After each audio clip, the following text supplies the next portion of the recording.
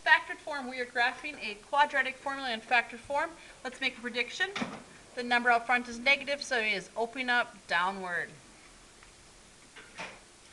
The nice thing about this form is in factored form, you can easily pull out the coordinates of the vertex. It is opposite of the inside here, so it's what it makes this equal to 0. In this case, it is positive 1, and in back is your positive 5.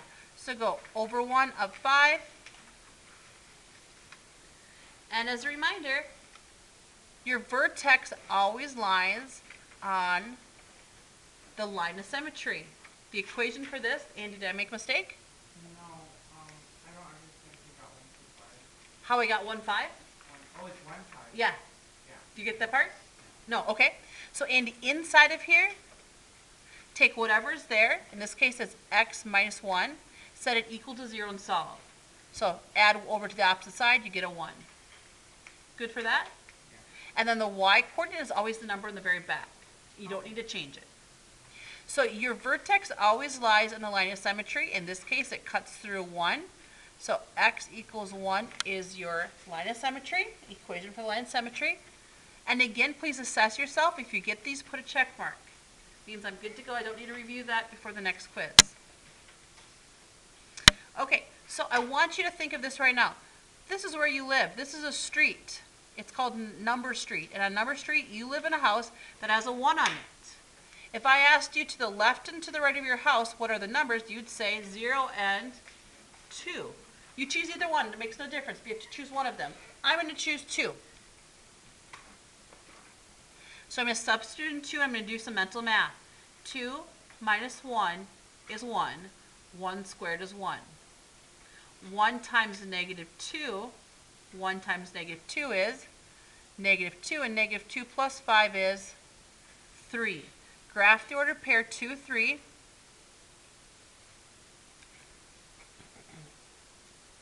And then I get to graph the corresponding one on the opposite side of the parabola because we know parabolas are symmetrical. Now, how do we find the x-intercepts? Andy, help me out. All x-intercepts have a y-coordinate of... Can somebody help Andy out? All x-intercepts have a y-coordinate of 0, right? Okay. So, y-coordinate of 0. So we're going to plug in 0 here. And we're going to solve for x.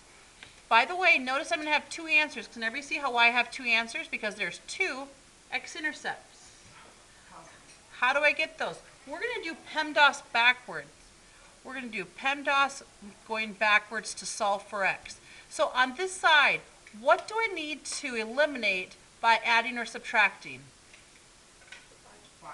So I'm going to subtract 5 from both sides.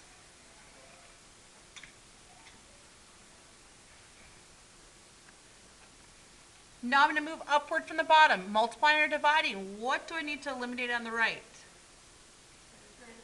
Negative 2, because negative 2 is being multiplied. We're getting rid of multiplying or dividing first. So I'm going to divide by negative 2 to both sides. Negative 5 divided by negative 2, 2 negatives make a positive. Now I'm moving up to e for exponent. So I want to get rid of this exponent. How do you eliminate a square? Square root. Now here's how you get 2 answers, guys. On the opposite side of this, put a plus or minus in front. And then to eliminate the square, we're going to square root both sides.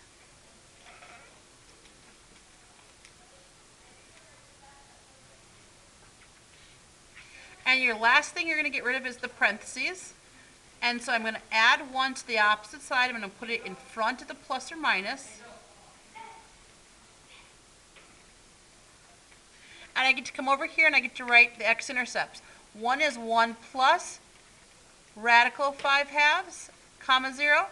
The next is 1 subtract radical 5/2, comma 0.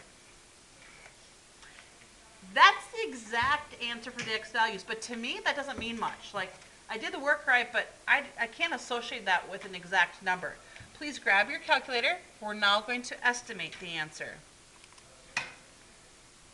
1 plus the square root of 5 divided by 2, and press enter. So approximately 2.6. So go to 2.6, make a dot, that looks about right. And now I'm going to subtract. 1 subtract the square root of 5 divided by 2. And negative 0.6. Negative 0.6 rounded. Okay, connect them.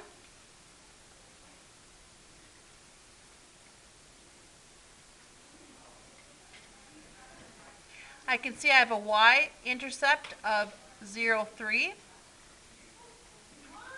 The domain is negative infinity to positive.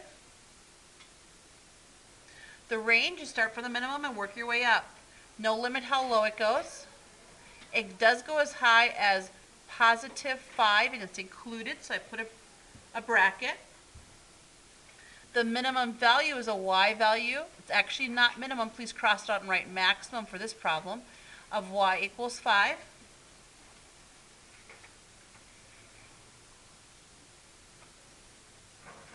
Increasing, decreasing from left to right.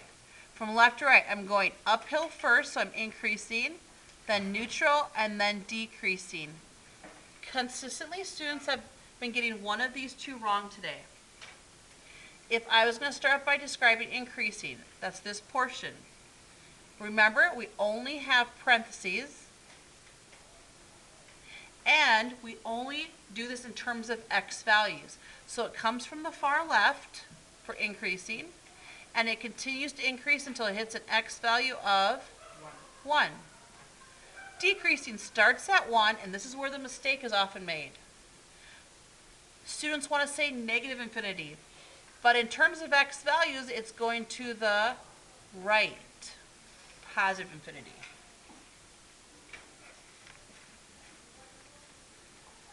End behavior in both cases, the ends are going down. So negative infinity for both. As you go to the left, it goes down, and as you go to the right, it goes down.